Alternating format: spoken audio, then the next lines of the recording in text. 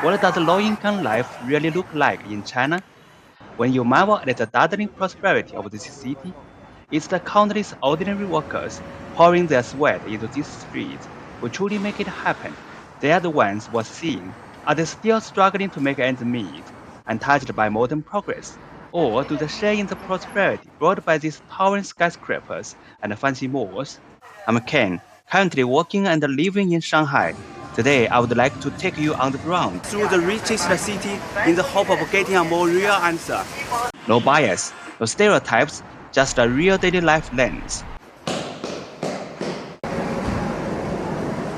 Right downstairs from my apartment, there are three places to buy groceries.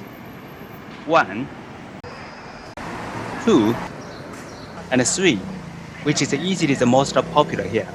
Let's take a quick look at where real daily life begins. These freshwater products look so fresh and alive. You can tell they were carefully prepared by industrious workers early this morning. This fish is actually on sale today. If you decide to get one, the vendor will clean it and remove the insides right on the spot for you. And the best part, you don't even have to stand here waiting. You can go buy your other groceries first and just come back to pick it up later. Moving over to the meat section, pork is the absolute staple here. Prices generally range from 8 to 15 RMB per yin, half a kilo, depending on the cut and the fat to lean ratio. And here is the vegetable area. You can find pretty much every common veg here in China. Prices usually run about 1 to 5 RMB per yin, half a kilo. Honestly, just a 2 yuan can easily cover a single person's daily greens. This particular market is quite compact for Shanghai, but it has a wide variety of veggies, along with common meat, fish, and tofu. Plus, its prices are the lowest around. That's why it draws the biggest crowds. I spent just 10 yuan on some chili peppers to cook with the fish, 2 kinds of greens, and some bananas. The shop owner even threw in some scallions for free, which is a really nice little touch to keep customers coming back. For such a mega city, I think this is highly reasonable. Honestly, it's even a bit cheaper than my hometown. This kind of affordable living really brings comfort to those of us on a tight budget. I paid 14 yuan for the fish, and that's it for today's groceries. Just 24 yuan in total. That's roughly 3.3 US dollar or about 3.1 euros. After morning grocery shopping, it's time for breakfast. This shop has every kind of breakfast imaginable, like youtiao, jianbing, traditional pancakes, baozi, porridge, and soy milk. A single person can get a full meal here for just 7 RMB. Nearby delivery riders, repairmen, and their laborers all come here to eat. I'll just have the pancake and the porridge, just like others do around here.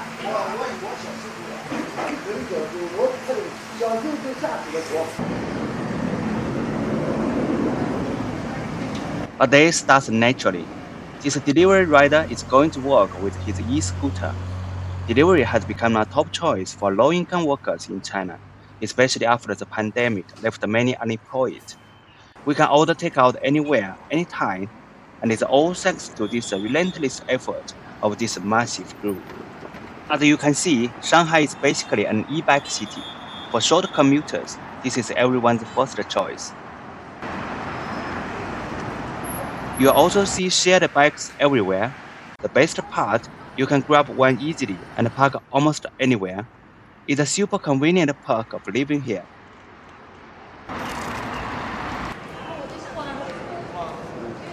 For those who work further away, the subway is definitely the go-to. Shanghai has over 20 subway lines. Every single day, over 10 million people ride this system. That's about 40% of the city's 25 million people. And the average fare is usually less than 1 US dollar, which is friendly for everyday workers. A morning moves quickly.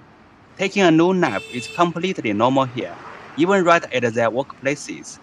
It's a tradition inherited from ancient culture, but practically speaking, it's also because people work incredibly long hours and wake up super early. They are simply exhausted. For low-income workers in this megacity, getting a cheap haircut on the street is a very common way to save money. Street stores are also everywhere here. For many people, this is their daily livelihood. They mostly sell homemade food, fresh fruits, and snacks. Honestly, it's these low-income workers who make the city feel so real and alive. Take this pie for example. It tastes amazing and only costs 3 rand. I usually grab one as a quick snack, but sometimes I'll buy two just to make a full meal. So, where do low-income workers actually live in Shanghai? This is a neighborhood primarily built for workers. It's about 12 kilometers from the city center. It's newly built and looks relatively decent, with the subway station just a 10-minute walk away. Very few landlords actually live here. The internal setup is honestly similar to mine. A fully furnished one-bedroom apartment with a kitchen, bathroom, AC, washing machine, and a fridge usually goes for 1,800 to 2,000 RMB per month. But considering half of Shanghai's workers earn less than 8,000 RMB a month, and the minimum monthly wage is only 2,740 RMB, this rent is still quite high.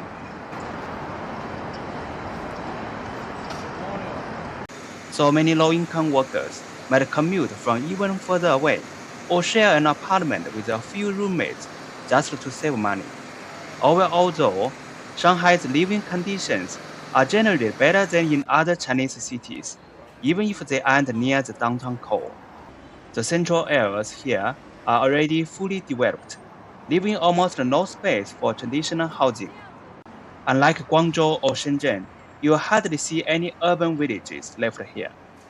So, if a low-income worker tells you they live right in the city center, well, let's be honest, it's highly unlikely. A day goes by so quickly. But what do ordinary workers actually do after dark? Actually, for some, the night is just when their shift begins. This store only opens after everyone else gets off work. The barbecue smells amazing. It must be delicious. And even past 7:30 p.m., this wet market is still bustling. Many workers would surely choose to fill their bellies first. Due to long hours working and long commutes, Shanghai workers generally have their dinner late. We come to this breakfast shop again. It provides lunch and dinner as well. The breakfast is offered by the old couple, and now their son and daughter-in-law are running the shop for lunch and dinner. Family-run shops are very common in China, and there is plenty of diversity among each kind of shop. They provide a combo with one meat dish, 3 other cuisines, and unlimited rice and soup, as long as you don't waste food, which is the most popular here. This is literally enough for a single person. The price is only 15 rand, which is almost the cheapest meal in Shanghai, based on my observations over the last 3 years. All kinds of workers come here to eat, and in these moments, social boundaries completely fade away. There are plenty of other nearby shops offering similar meals at comparable prices. Look, this dish is not bad, right? This is probably the most comfortable time of the day after a whole day's work for most of us. Of course, many workers choose to relax. Gathering for a meal is definitely one of the most popular ways to unwind. I know we're talking about food again, but here it's really more about the company than just the food itself. People are simply enjoying time with friends. Baijiu and beer are the go-to drinks here. Red wine is much less common. Take hot pot for example. This Chongqing-style hot pot is absolutely incredible, and it happens to be my personal favorite. A decent meal here costs less than 100 RMB. If 2 or 3 people split the bill, it's totally affordable for low-income workers, as long as they don't eat out every day. Meanwhile, older generations head to the public squares to dance together. It's not just exercise, is a vital social activity that keeps people connected. You could say it's a unique phenomenon of our Chinese culture. Even this innocent little kitchen seems to feel the vibe.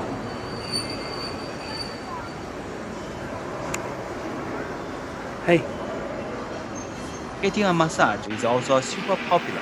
For just 70 or 80 RMB, you can get an hour-long service. Then there's the sand shower. You wear special clothes and bury yourself in hot sand for about 15 minutes. With someone right beside you offering water, you'll sweat out nearly 10 kilograms of water weight. Afterward, you feel completely reborn, and it only costs 49 RMB. If done occasionally, it's easy as wallet. In the city center, these amazing spots are enjoyed by everyone, regardless of income. A gentle breeze and a beautiful scenery, they truly help people let go of their stress. At this moment, this city feels like a warm harbor. Rich or not, there's always a way for us to keep going. Do you like this vibe? Please let me know in the comments. Thank you so much for watching. See you next time. 没关系，有，这样就行。